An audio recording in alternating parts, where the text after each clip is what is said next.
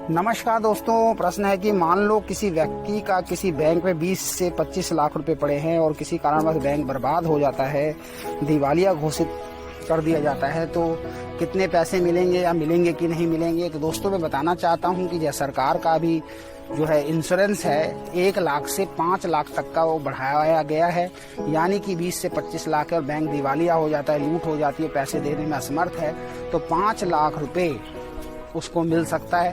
ध्यान देने वाली बात है, उसके चाहे कितने भी अकाउंट हो, करंट अकाउंट हो, साथ में सेविंग अकाउंट हो, सभी को क्लब करके 5 लाख रुपए दे दिए जाएंगे। अभी आज ही के समाचार में पत्र में पढ़ रहा था, इसको बढ़ाने की भी सरकार पेशकश कर रही है। हो सकता है कि आने वाले सत्र में इसको बढ़ाया जाए, लेकिन अभी 5 लाख रुपए ही मिलेंगे। बहुत सारे बैंक ऐसा होता है कि अपने जो है साख को बचाने के लिए सारे पैसे भी दे सकते हैं अगर वो सक्षम हैं तो, नहीं तो वे आपके डूब सकते हैं। ज़्यादातर प्राइवेट बैंक्स जो कि है खतरे में आते हैं, सरकारी बैंक खतरे में आते हैं, तो जो बड़े बैंक होते हैं उसको आरबीआई और सरकार पे दबाव रहता है तो उसको ज़्यादातर खड़ा कर दिया जाता है। जैसे हाल ही में एक वाकया हुआ कि यस बैंक पे खतरा आया तो उसमें आरबीआई की मदद से स्टेट बैंक ने ओवरटेक किया था कुछ दिनों के लिए मैनेजमेंट ने, और वो जब सुदृढ़ हो गया तो छोड़ दिया उसके अंदर।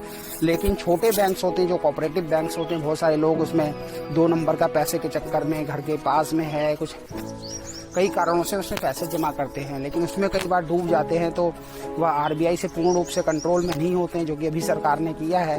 तो उसमें पैसे काफ़ी लोगों के डूबते हैं और मिलते भी नहीं हैं कई बार।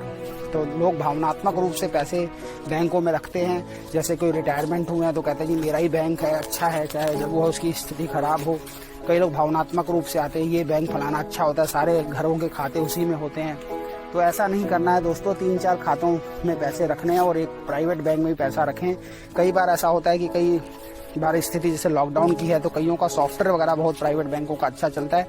उसमें ध्यान देना है कि बड़े बैंक जो प्राइवेट बैंक हैं जैसे कि आईसीआईसीआई, एचडीएफसी बैंक, ऐसे बैंकों में आप खाते खुलवाएं प्राइवेट में, और कोशिश करें कि वहाँ के लोगों के चुंगल में ना आए, क्योंकि बड़े दुख की बात है कि आजकल जो है बैंक अपना लेन देन को छोड़ के बहुत सारे जो है सेवाओं में आ गया है, इंश्योरेंस बेचने लग गया है और भी तमाम चीज़ें। उस पर कर्मचारियों पर इतना दबाव रहता है कि वो बहुत सारे जो है आपको गलत सलाह देते हैं।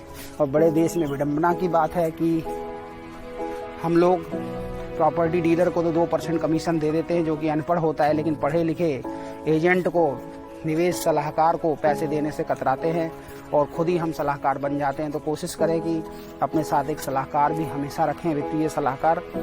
और विडंबना की बात देखिए कि प्रॉपर्टी डीलर के लिए कोई कानून नहीं है, कोई एग्ज़ाम देने की ज़रूरत नहीं है, कोई रजिस्ट्रेशन नहीं है, लेकिन किसी वित्तीय सलाहकार के लिए पेपर देना ज़रूरी होता है, एग्ज़ाम देना, उसके लिए साथ साथ उसकी फ़ीस भी देनी होती है।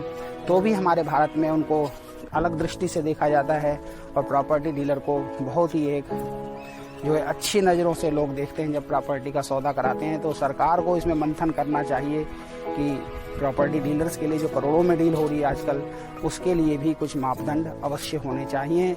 लेकिन यह जनता को भी देखना चाहिए कि वह सलाहकार पे विश्वास करे, ना कि बैंक को सलाहकार बनाए। बैंक के कर्मचारियों पर काफ़ी दबाव रहता है, प्रमोशन आपके निवेश के ऊपर निर्भर करती है।